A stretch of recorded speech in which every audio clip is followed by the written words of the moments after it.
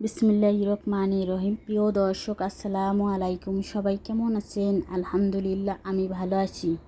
স্বাগতম জানিয়ে শুরু করছি আজকের পর্ব। আজকে আপনাদের মাঝে নিয়ে আসলাম একটা কাঁঠাল বিচির ভর্তার রেসিপি। কাঁঠাল বিচির ভর্তা তো সবাই কম বেশি তৈরি করতে পারে, তবে আমি যেভাবে তৈরি করি আপনাদের মাঝে এটাই শেয়ার করলাম। রেসিপিটি দেখতে হলে সম্পূর্ণ ভিডিওটি দেখবেন। যদি ভিডিওটা ভালো লাগে লাইক, শেয়ার ও সাবস্ক্রাইব করে পাশে থাকবেন। এখন তাহলে রেসিপিটি শুরু করছি। এখানে আমি কাঁঠালের বিচি নিয়েছি।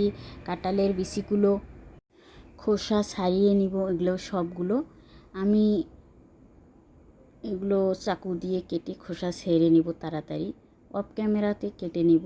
আমি অফ ক্যামেরাতে সবগুলো খোসা ছাড়িয়ে নিয়েছি। লাল আবরণটা আছে, এটা ফেলার কোনো প্রয়োজন নেই।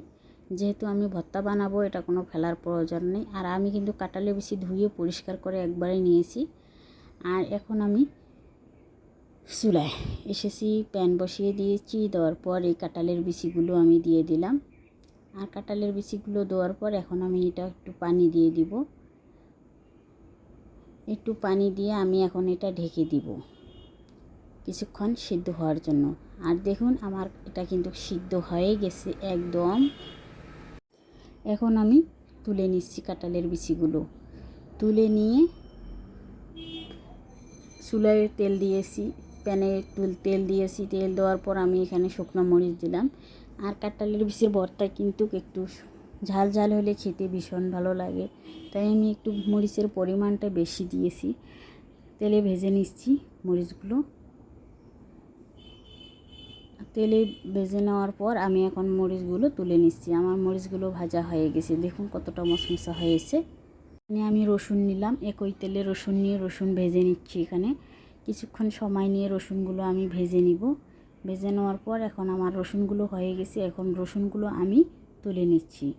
রসুনগুলো তোলার পর ওই একই তেলে আমি পেঁয়াজ ব্যবহার করলাম। পেঁয়াজের পরিমাণটা একটু বেশি দিয়েছি, কারণ এই ভর্তার মধ্যে পেঁয়াজ কিন্তু বেশি দিলে খেতে ভালো লাগে। পেঁয়াজ ভাজিয়ে নেওয়ার পর এখন আমি ওই একই কড়াইতে আমি কাঁঠালের বিচিগুলো দিয়েছি। কাঁঠালের বিচিগুলো দেওয়ার পর আমি একটু অফ ক্যামেরায় তেল দিয়েছিলাম। তেল দেওয়ার পর দেখেন কিছুক্ষণ সময় নিয়ে আমি ভেজে নিছি। কতটা লাল লাল হয়েছে এবং মসমসে হয়েছে। কাঁঠালের বিচি এভাবে ভর্তা বানাইলে খেতে ভীষণ টেস্ট হয়। আর আপনারা এই রেসিপিটি ট্রাই করতে পারেন।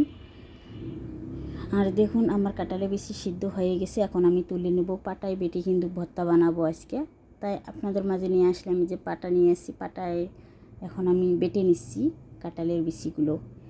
আর কাঁঠালের বিচি কিন্তু পাটায় ভর্তা বানাইলে খেতে বেশি মজা হয়, কারণ অনেকে ব্লেন্ডারে ব্লেন্ড করে ঝামেলা ছাড়াই। তবে ব্লেন্ডারের ব্লেন্ড করা ভর্তা আর পাটায় বাটানো ভর্তা দুটোর মধ্যে কিন্তু আলাদা আলাদা টেস্ট আছে।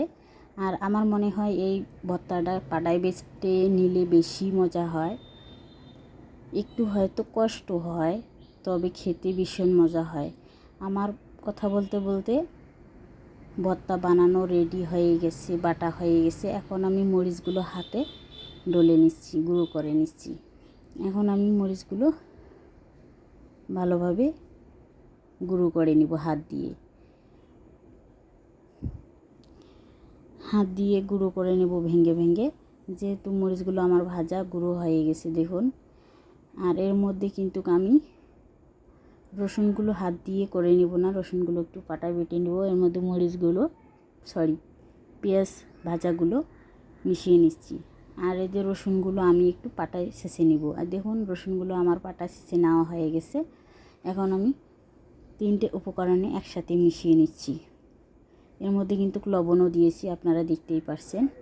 লবণ দেওয়ার পর আমি ভালোভাবে মিশিয়ে নেওয়ার একদম আমার ভর্তা রেডি। আর দেখুন ভর্তা আমার একদম হয়ে গেছে।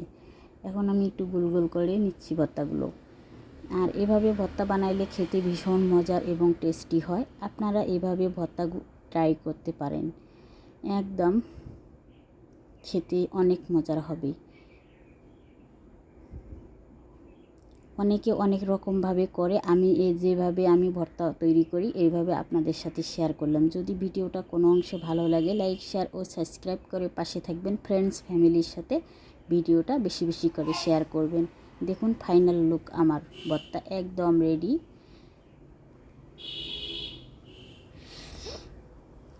আর ভর্তাগুলো দেখতে কেমন, মাশাআল্লাহ, ভর্তাটা দেখতে যেমন সুন্দর, খেতেও মন টেস্টি। ভর্তা কিন্তু আমরা কম বেশি সকলেই পছন্দ করি, কিন্তু অলসতার কারণে আমরা এটা তৈরি করতে চাই না। আর ভিডিওটা এখানেই শেষ করছি। সবাই ভালো থাকবেন, সুস্থ থাকবেন। আল্লাহ হাফিজ, আসসালামু আলাইকুম।